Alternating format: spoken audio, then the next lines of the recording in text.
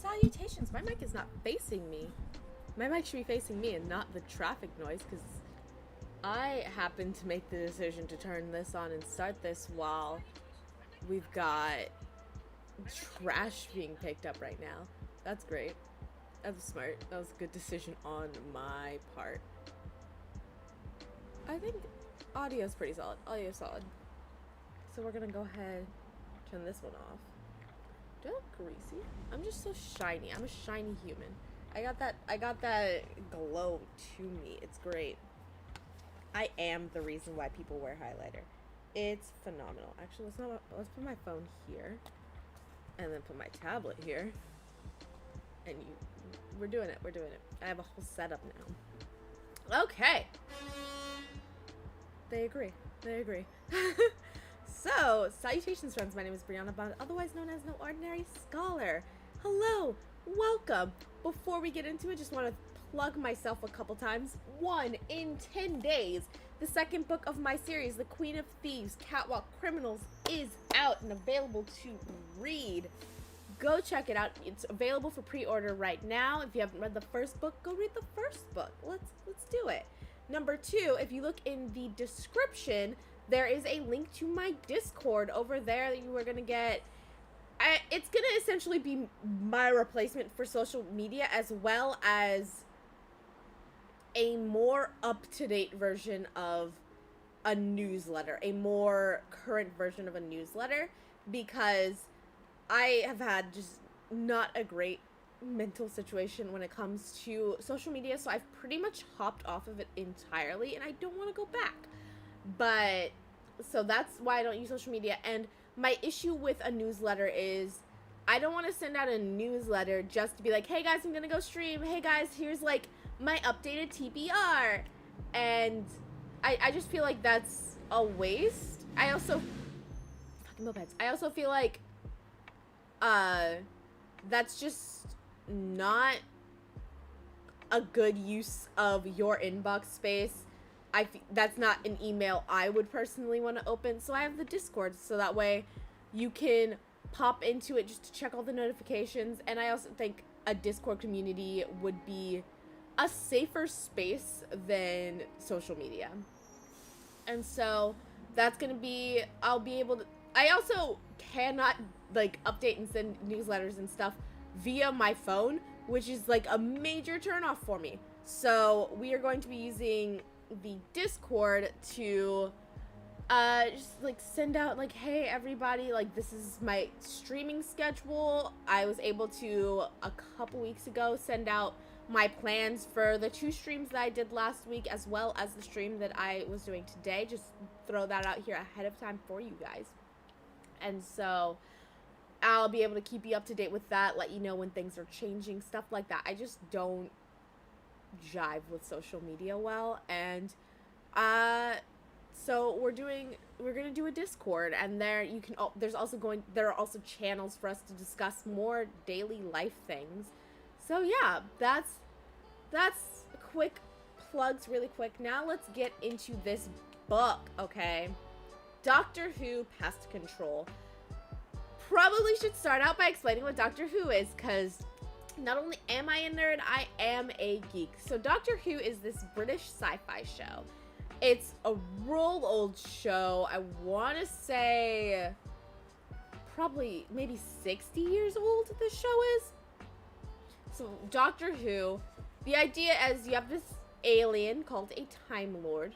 He travels in a time and relative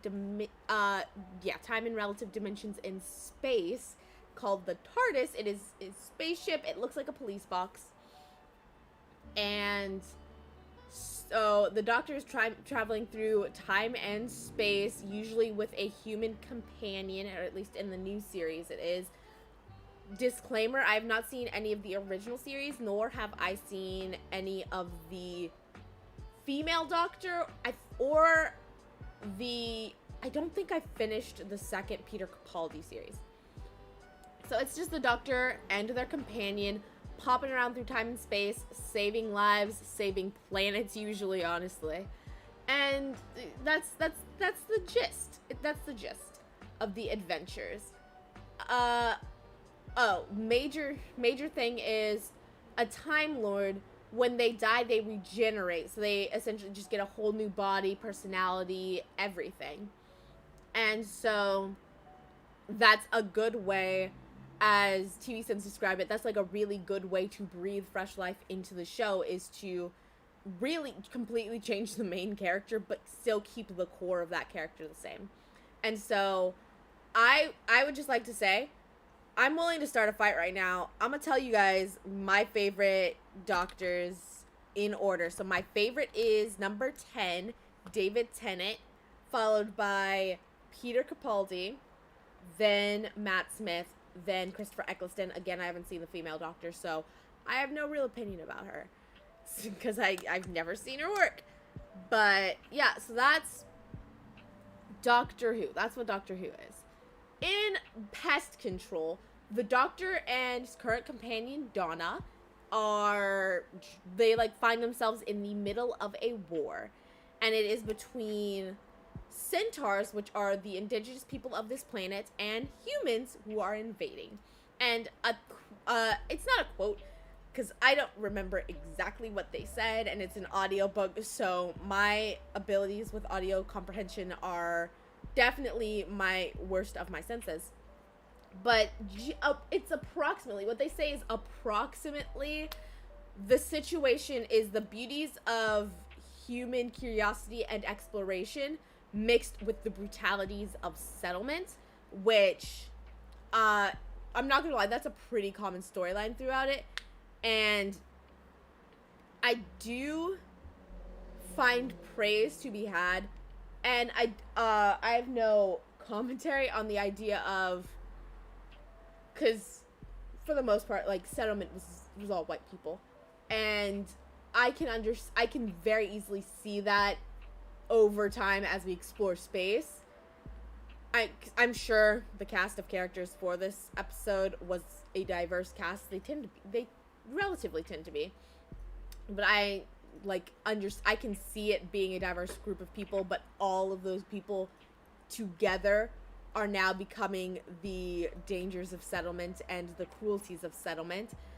In the show, it shows itself as literally take no prisoners in this war, kill anyone you see on spot, and 99% of the time, the officers that give these orders are nowhere near the battlefield. Whereas when you see the centaurs, the leader of the centaurs is at the front line because he's trying to protect his people, he's trying to protect his home. And I can see that becoming a thing with the humans as a whole, to like engage in these brutalities of settlement, because I don't know if you've seen my social survival skills video. It is a thing throughout history because humans just have a desire and a need naturally to want to be a part of the group. That is how our survival has always worked.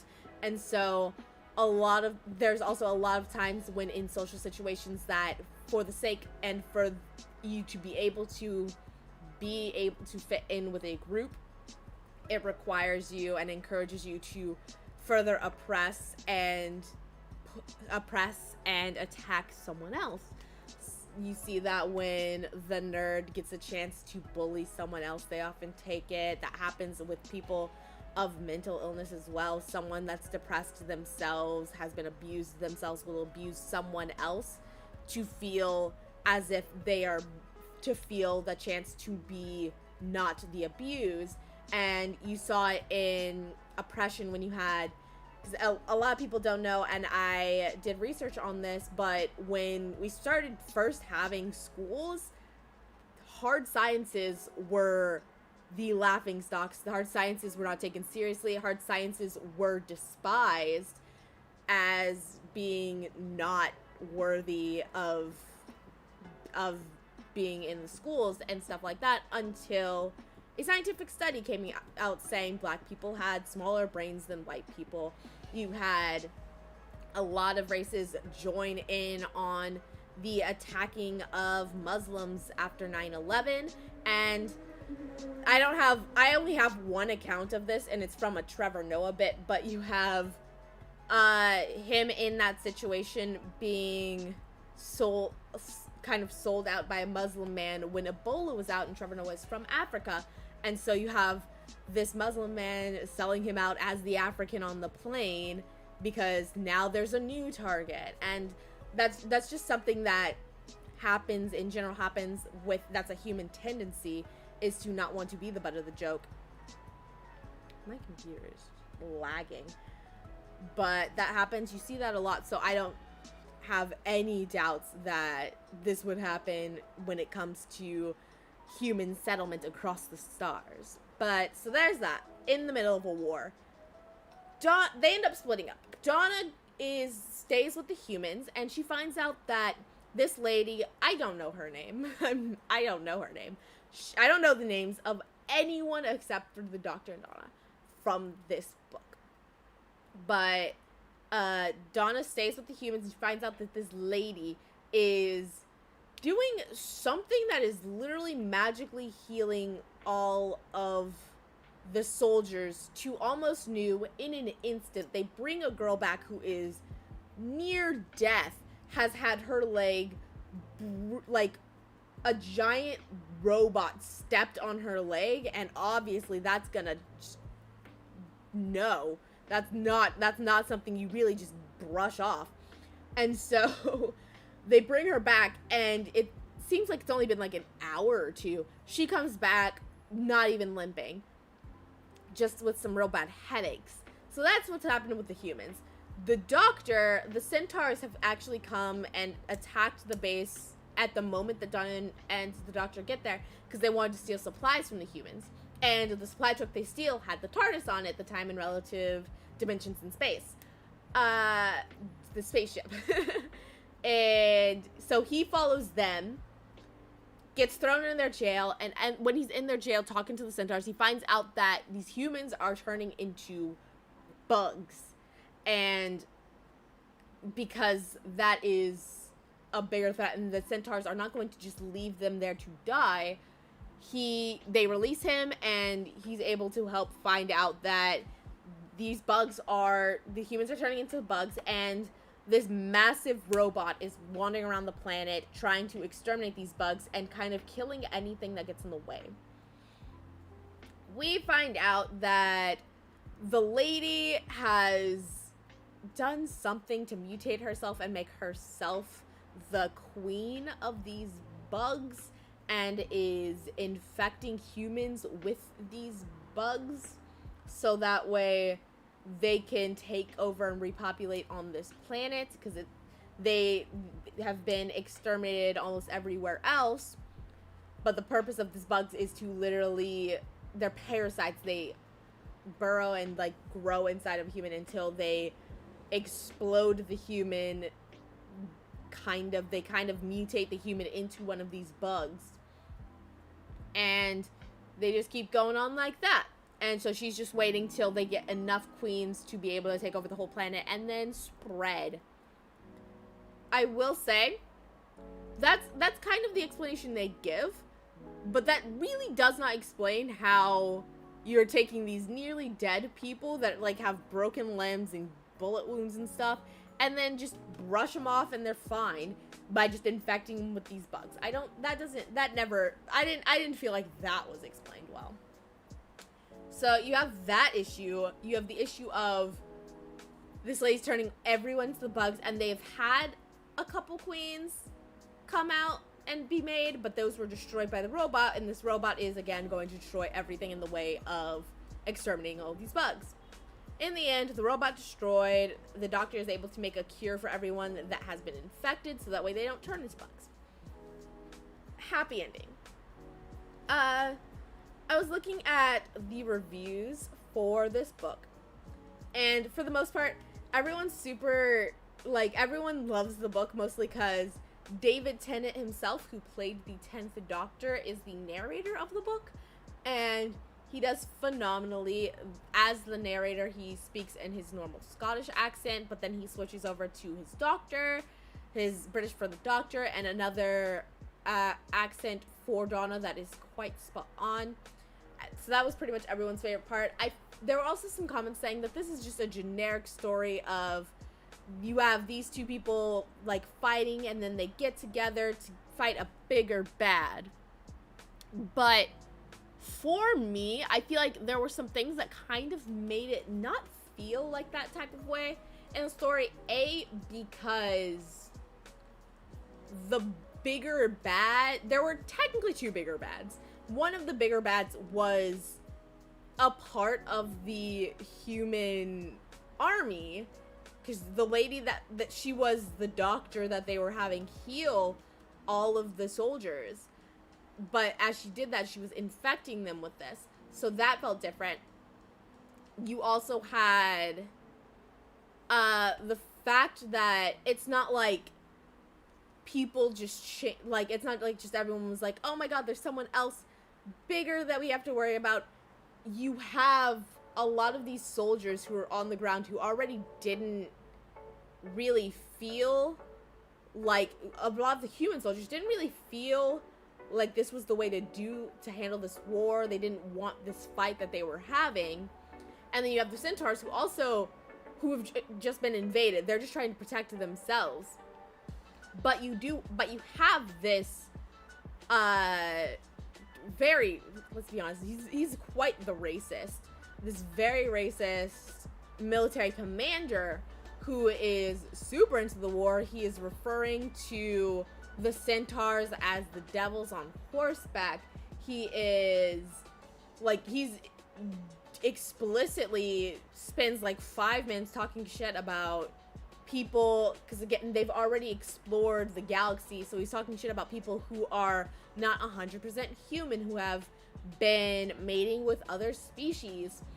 And you have this man who is really the driving force of the fight, who is saying, I want to kill them all, I want you to kill them on spot, when that's not what a lot of the soldiers would want. They're just carrying out orders, which, bleh, we don't like that here. We don't like that here. But that's not their ideal. And when given the doctor who is able to like be a voice of reason and be someone that can agree with the more, I guess, quote unquote humane side to them, and can be someone who can stand up, who can be an authority figure, really, who can stand for that side, you do see them pretty quickly transfer over to, because when they capture the lead of the centaurs, they do that, and they were going to kill him, but the doctor's like, he's right here, he's unarmed, stuff like that, and so they pretty quickly just decide to bring him back to the camp.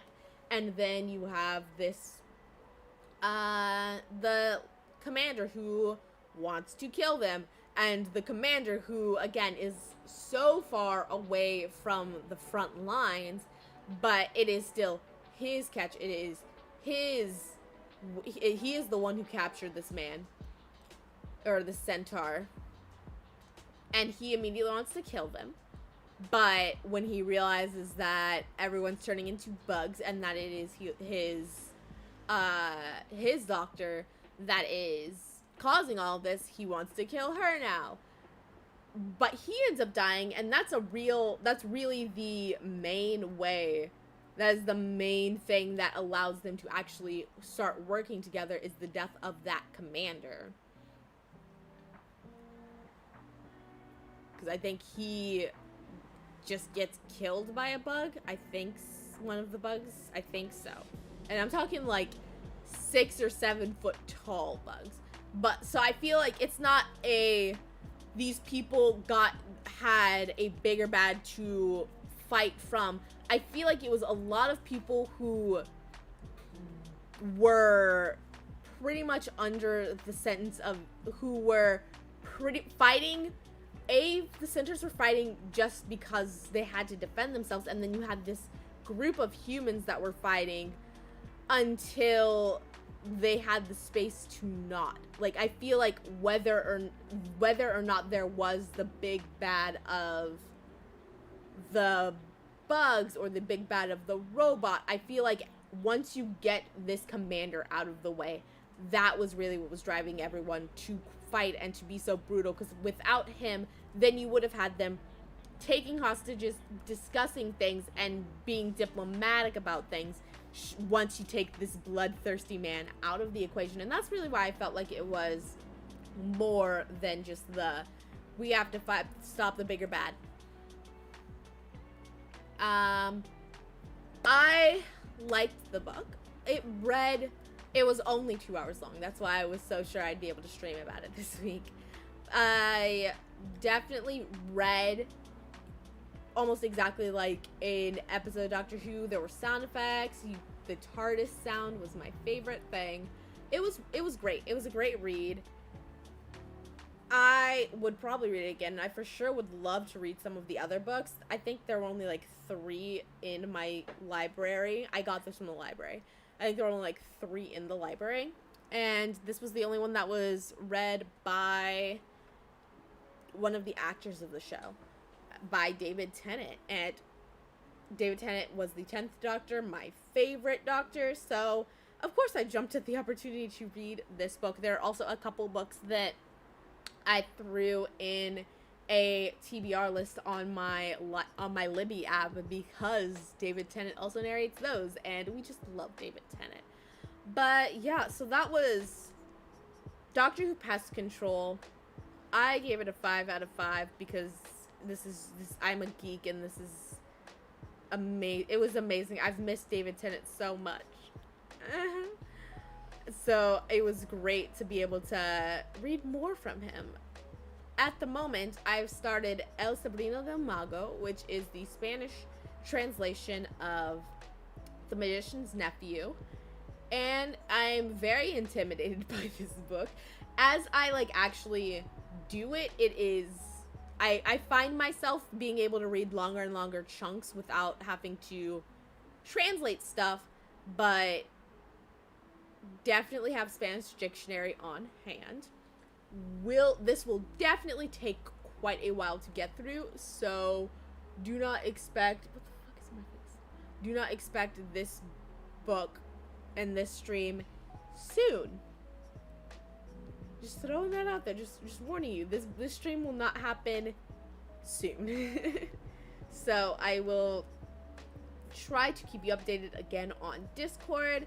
I will try and do, hopefully, I'm editing this video to go on the vlog channel right now, and it's a multicam video, and it's my first ever multicam video, which, not gonna lie, it's taking a lot of time. I barely really gotten started on it, but hopefully we'll be able to get it out to you guys and get it uploaded in the next couple of weeks. But yeah, so that's a thing. And I do, of course, I've been doing little chat streams on my Twitch, and when I do those, I upload them onto my vlog channel. I have one that I've just been, it's like half lazy and half I keep forgetting to upload to the vlog channel, so that should come out. I kind of want to wait until next week to put it out in case I don't do another one recently, because it's essentially like a 30-minute chat that's supposed to be a much better alternative to doing a story.